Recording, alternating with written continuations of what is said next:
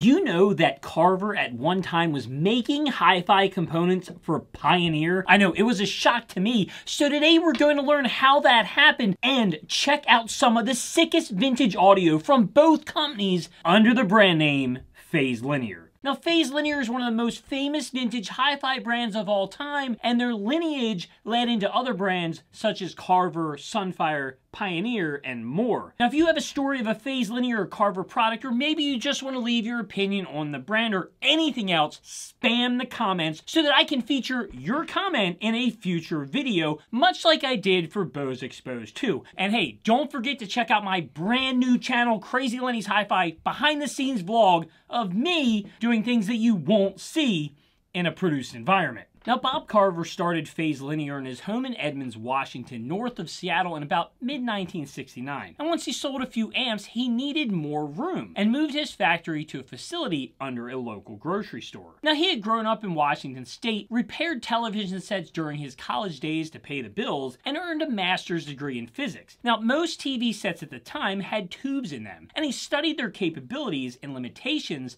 through hand-on experience. A brilliant engineer, Bob Carver was also a lover of music and had his own opinions regarding audio amplification. Like most pioneering entrepreneurs, Carver was able to put together a team of financial backers and engineering associates to realize his dream. And with the help of Carver's partners, Phase Linear was launched in 1970 in a small building at 405 Howell Way in Edmonds, Washington. Now, which is actually home to a churro shop and has been for at least 10 years that I could come up with and find, and sits behind an Ace Hardware. Demand for Phase Linear components grew dramatically as the company's reputation would grow around the world. And in 1974, the company moved into a new building on 48th Avenue West in Linwood, Washington. They were also joined by A.P. Van Meter, bringing with him his design experience from working at Macintosh and University Sound. And when Carver left Phase Linear in 1977, Van Meter became the chief design engineer and the engineering manager.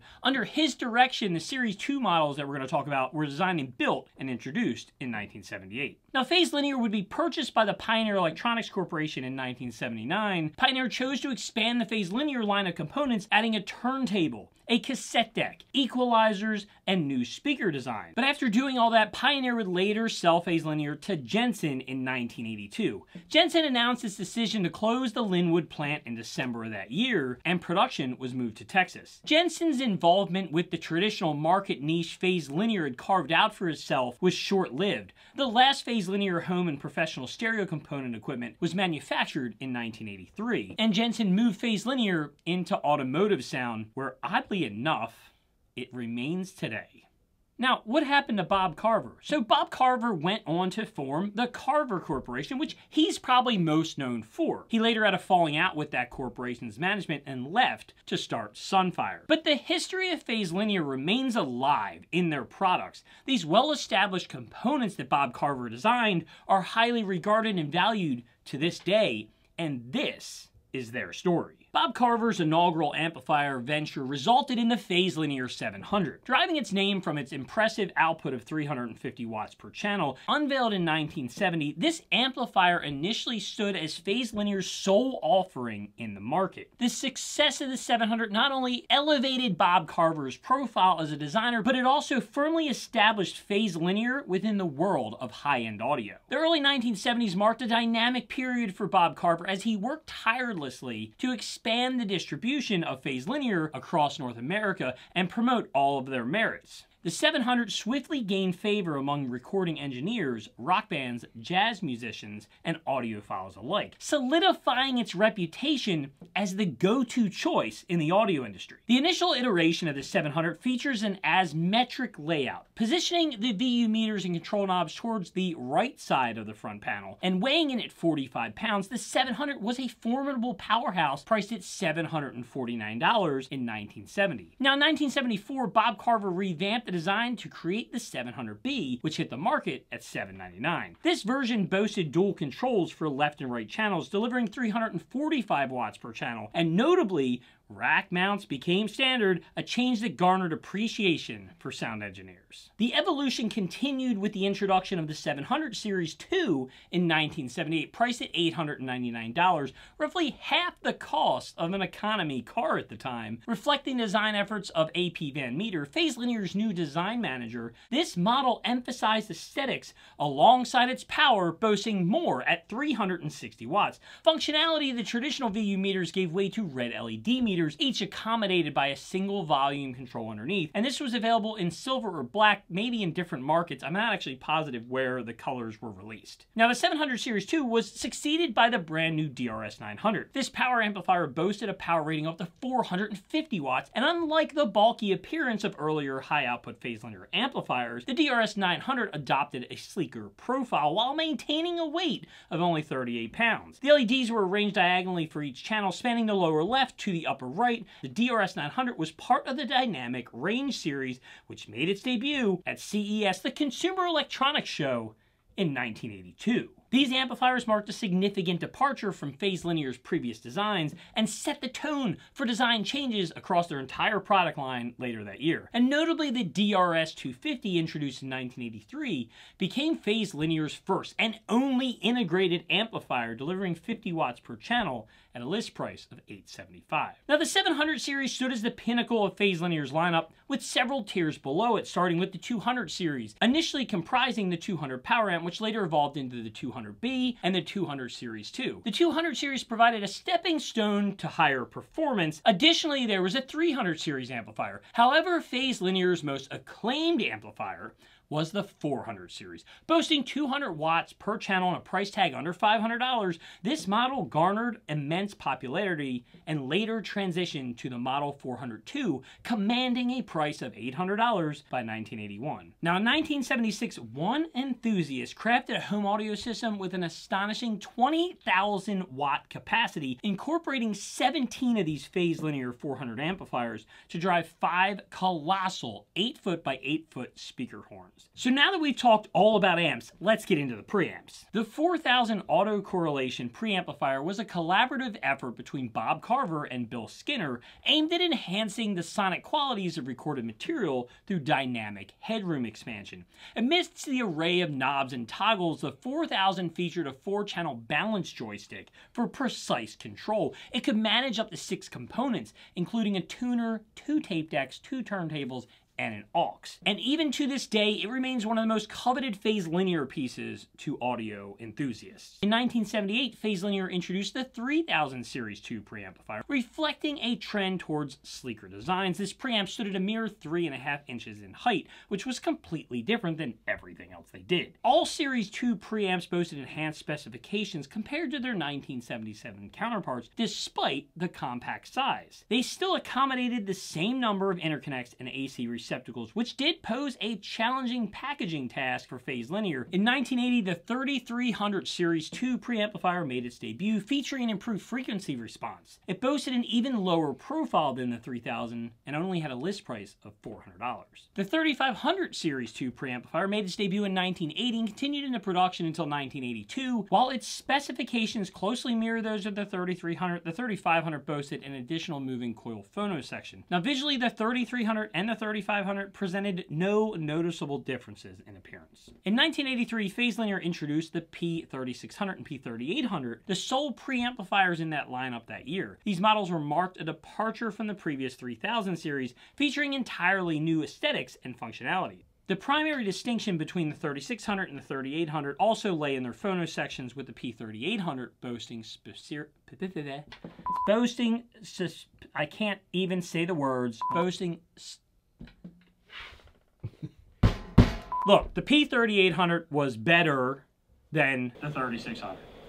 There you go, Mike.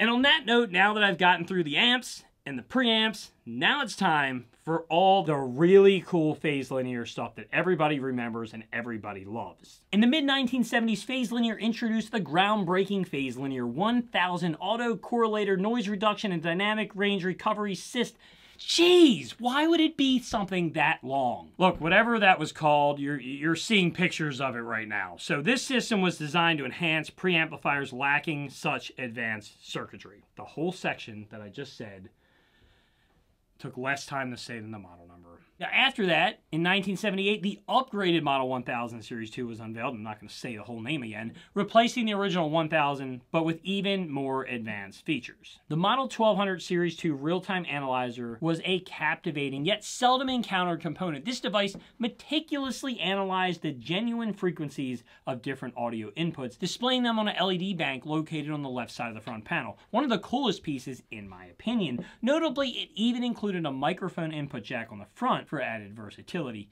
Mikey, I even think I found a picture of the microphone.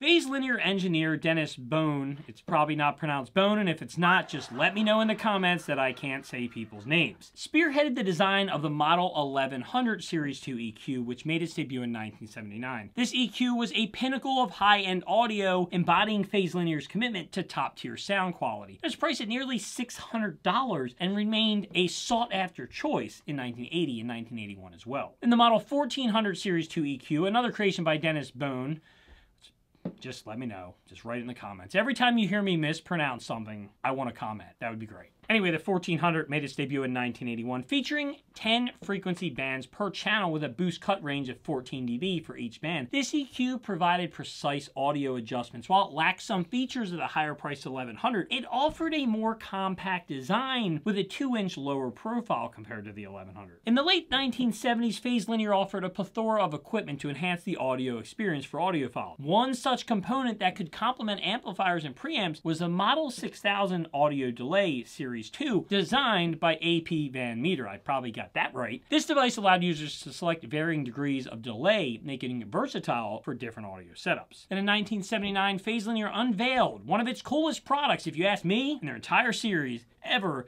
and that was the 7000 Series 2 cassette deck, marking a strategic move by parent company Pioneer. Oh, that explains why I like it. It's actually a Pioneer. Moving their presence into the high-end audio market. Now, this was built upon the Pioneer CTA-1, which was not available for sale, at least to my knowledge, in the US. Now, until Pioneer acquired Phase Linear in the late 70s, Phase Linear didn't have a turntable in its lineup, which made, I guess, some sense because Carver was not a turntable designer, but being one of the most popular media formats in the day, they really needed it. So when Pioneer took over, they introduced the 8000 turntable featuring a direct drive design and a linear tracking tone arm. But it was literally just the PLL 1000 turntable from Pioneer, which rebranded as Phase Linear. And this turntable model was produced from 79 to 83. Now, I don't think I knew that Phase Linear had a CD player, but they did. The 9500 CD player stands out as one of the company's rarest components, because I haven't even seen it, right? Interesting enough, it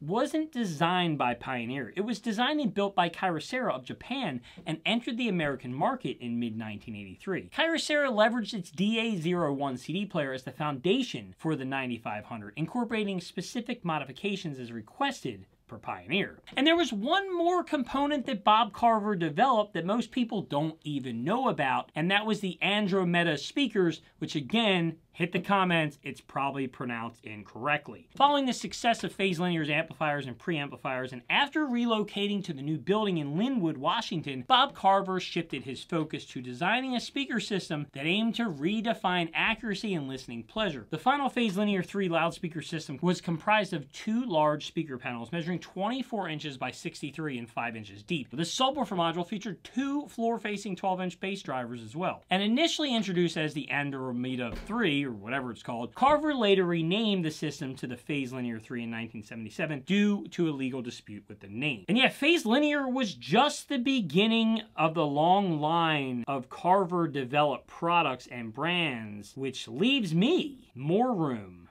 for next time. Do you know YouTube already knows what video you want to watch next? Well, it's this one right here. Am I in the right space? So watch this, and also you should probably subscribe. And to my vlog channel, which is, well, I don't know, we'll put it somewhere on the screen.